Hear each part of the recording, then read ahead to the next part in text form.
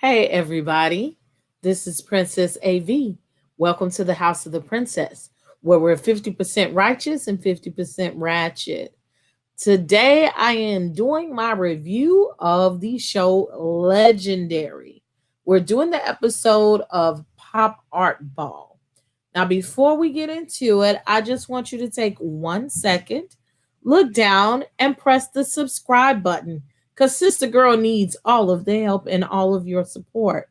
If you already subscribed, look down, press the like button to get me all up in the algorithms. You know what I'm saying? And if you want to know whenever I'm going to go live, press the notification bell and it will always let you know when I'm uploading videos or I'm live in person. Now that you've done that, and I'm trusting that you did that, okay? We're going to go into the review. Now it's down, it has dwindled down from 8 to I think like 5 different houses. Today was the Pop Tart Ball, but it was all about pop art and representing what pop art and more visuals than anything. Also, in conjunction with that challenge, it's Vogue meets hip hop. So all of the contestants in the houses were sanctioned to involve hip hop into their routines. First up is the House of Icon. Their entrance was different. It was very different from everybody. And I liked it. I also liked that it was very colorful, especially Kat's outfit. It was eye-catching and everything. But one thing I liked about it is they kept it hood. The dancing was very hood. It was no mistaking that they were involving hip hop into their dance. It was great. I think that they had a great improvement from last week being at the bottom. So they really gave it to us as an audience and to the judges. When all the scores were tallied up, they got a 46. So that was pretty good. Then second was the House of Balenciaga. Y'all already know. I'm a fan of Balenciaga. They have been the team to beat. And one thing about them, they have been consistent. And they know this. They know that they hot shit and they show it. And that's different from a lot of houses and watching this show in the past. For somebody to be superior house consistently is a problem for all the rest of the contestants. It's like you can almost just go home and hang it up and they won't give you a chance. But I feel that this is also due to they definitely have some tenure and some skin in the game, and they've been working for a long time, and their cohesiveness shows in the way that they perform. So now they're down to 4 contestants this week. Honey had a death in her family, so she was at home mourning. So they're without Honey. And I think that it's hard when you lose a member to recoup from that. But nevertheless, they pushed on and tried not to disappoint. Now they did a glow in the dark look. It was polka dot. It was custom. I do like the Balenciagas in the polka dots. It was purple with green, glow in the dark. I like the look in the dark, and it just was different. I do like that they separated the challenge into segments so that you can see directly what you're looking at. You know that they did the hip hop. You know that they were voguing. It was different. Mother Shannon, she did serve the look as always, but she only walked. And I understand she said mother does not dance. But in other times, I think that she gave more than what she gave. She just came and served the look and served that hood and said, honey, here I am. It was missing something for me. When you look back at all of the other performances that they had, it was the least favorite of mine. It was just the least of all of their performances, and they set the bar really high. So for them to come down was like really different. Again, I do like glow in the dark. I love everything glow in the dark. So they got some points from me. From the judges, instead of 10s across the board and high 10s, they just got mediocre scores for them. And it was a total of 41. Next, we come back from the House of Tishi. They have been coming with a vengeance every week, and they have been serving. They did a tribute to Andy Warhol. The 60s look, the hair, the wardrobe was definitely on point. The idea and the concept was great. And that's like the originator of pop art. So what better can you get than Andy Warhol? So what they did is like a museum, and where the museum closed, and when it opened, all of the museum pieces came to life, and that was them. Everybody was dancing excellent, and they showed more of like a house music version of hip hop, the deep what era do you want to say? Maybe like the 80s, 90s type of era, that a lot of movement and hip hop and getting it. And they did a spread. They didn't stay in that lane, but it was the era of when people really moved when it came to hip hop. So I like that. Again, the makeup and the costuming was excellent. Everybody, their whole body was the color that they were dedicated to. So it was different in that aspect. La Roche said they look like he styled them. So once you get that type of compliment, you really did good. Laomi said that was the best performance in Legendary overall. I don't know if I agree to that. Maybe the best performance of the night, but I don't know if I want to say overall or ever. But it was definitely a great performance. And of course, they got 10s across the board. Next, we have the House of Miyake Mugler. For me, they teeter a lot. It's either they're really good or they're like, and it shows you that they have the potential to be really great, but they often lose it. And it's just something that just can't get them all the way over. They decided to do a Basquiat theme dance. I do like the time machine idea.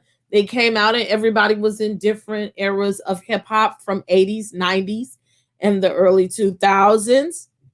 And the dancing was different. So you got a chance to really, for about at least 10 seconds, reach back into your childhood about hip hop and, what it was.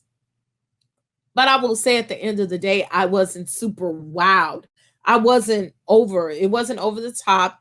It just was nice. I felt like it was just something missing, some wow factor, the pop factor. It just didn't hit me hard like it should have, especially this stage in the competition.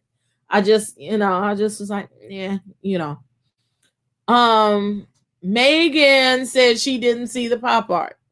I guess it didn't pop off the body enough, but she had some disagreements there.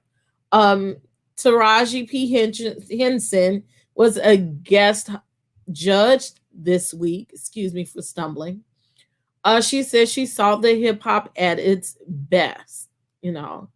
Law, he came with a joke, saying that Sister Girl, her pants gave him Delta Airlines. And I had to look, and they did a close up or whatever. It did look like some pants that she was going to work in.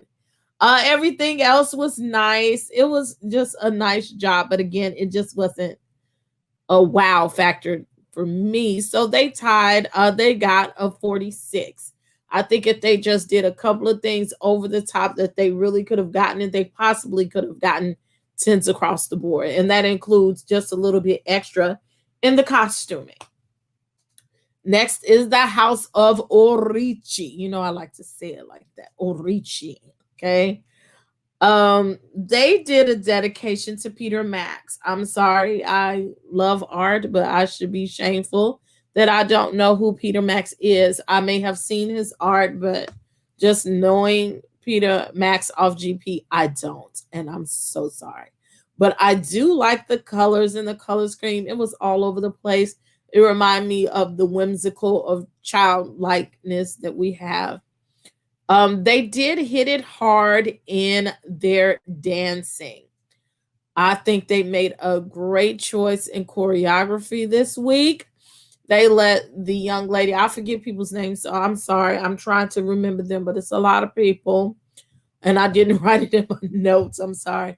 But they let the young lady be the choreographer this week, and she did not fail. She did not disappoint. She let you know that she was from Brooklyn and hip hop was her thing.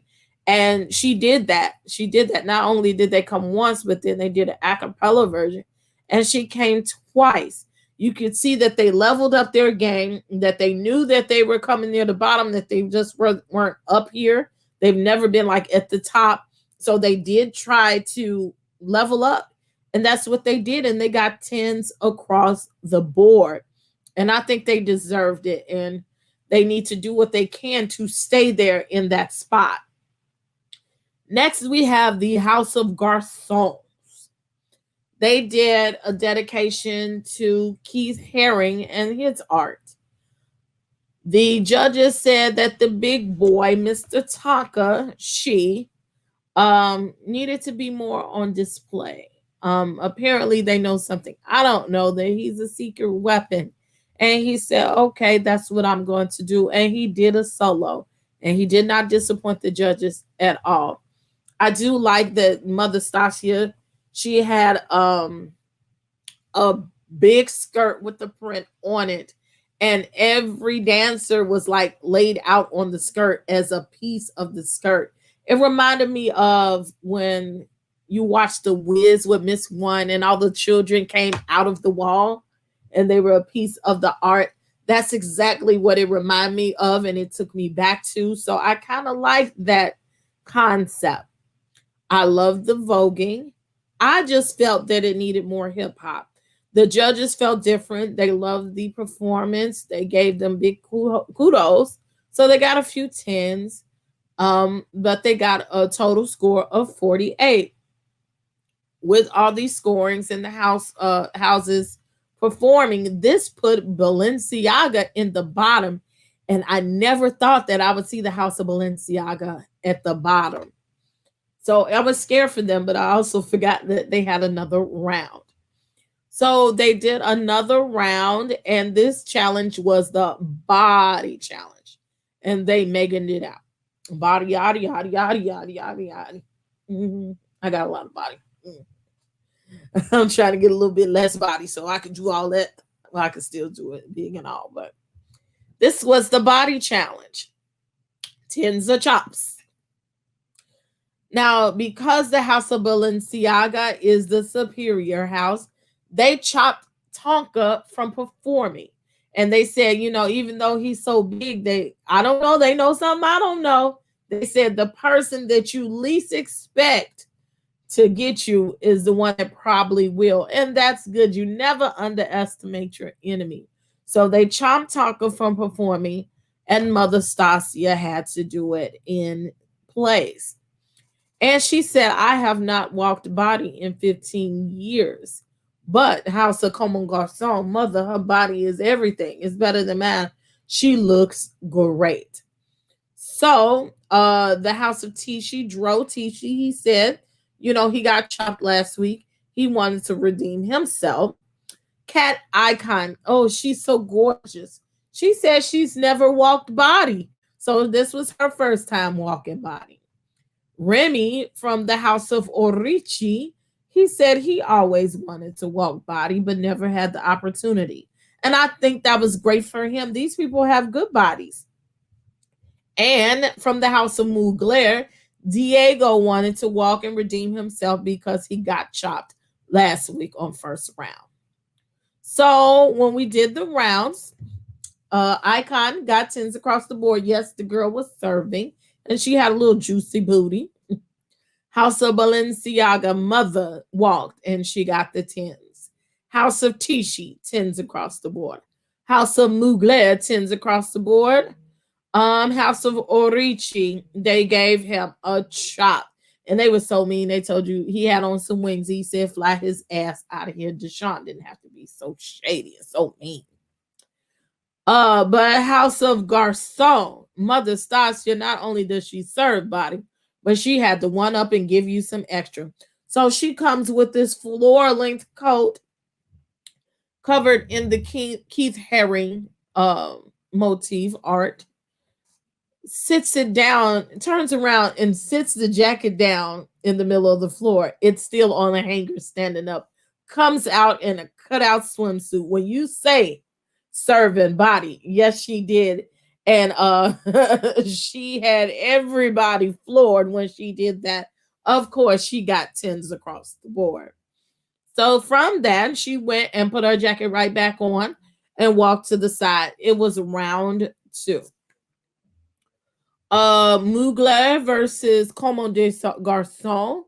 Well, Mother just didn't have enough walk in her to beat him because Mugler, his body was everything, and he beat Mother. Then it was House of Tichy versus Mugler. Tichy got rid of Mugler. Now, to challenge House of Tichy is the House of Balenciaga. Of course, Mother Shannon beat the House of Tichy. Mind you, the Mother Shannon was butt ass naked. If that ain't serving body, I don't know what is. She was butt ass naked basically, and she had a see-through black like netted shirt on. I'm hoping that she was wearing a thong, and then she had on some X's on her titties, and that was it. So she was shaking and popping and locking everything. Now, House of Balenciaga versus the House of Icon, and Kat was serving. She was giving you booty and body and outfit and hair, and Mother Shannon was doing it too. But guess what? Mother Shannon has all the experience in the world, and she knows how to serve, and she won. And she did that, and it was a much needed 10 points that she needed from her team. And they went from being in the bottom to being in the top, just like that. So you never know how the night may work. So with that being said, that put House of Icon at the bottom and House of Miyake Mugler. So when we found the winner, it was a good battle. I had my favorites. I was partial to House of Mugler. I'm not gonna lie. House of Icon, their father, vogued the house down for them, but he was so tall, and I know it just looks different when tall people vogue. But in the end, Mugler wins. But Megan and Laomi mentioned how cold and how poor the attitudes of House of Mugler is. That they're kind of diva-ish and they don't feel them. So they made sure that they had a moment to tell them that they needed to open up more, that they needed to be more personable. And like they told them that the House of Icon was crying that they lost. They lacked that emotional filter that's needed to show that you really want to win, and it's not just competition, that you actually feel the dancing in your heart other than coming to slay and slaughter. So they took that to heart, and they said that they would go back and just do a little bit better. House of Icon did great. They got good accolades on the way out, but unfortunately they just couldn't stick it all the way out.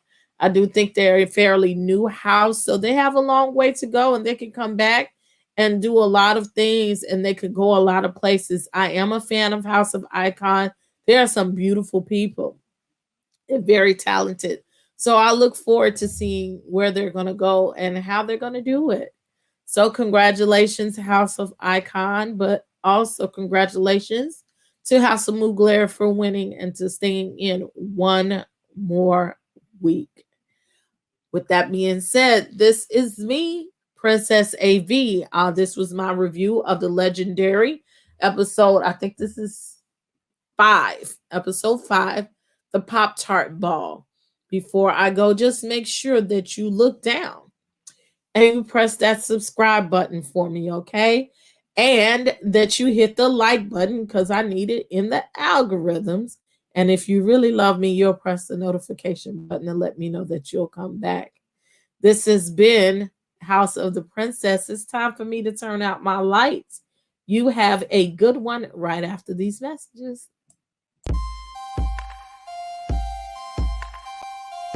Royalty Beauty Brands is a female, Black-owned beauty company with all of your cosmetic needs in mind.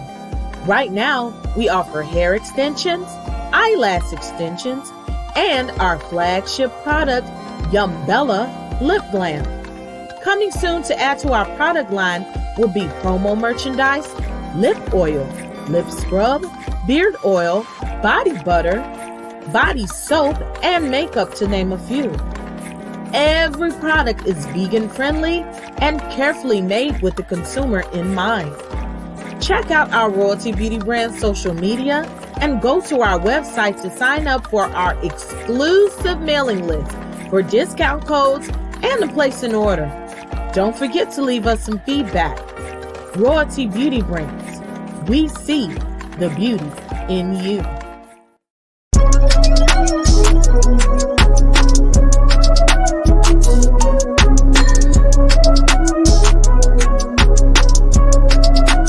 Perfect.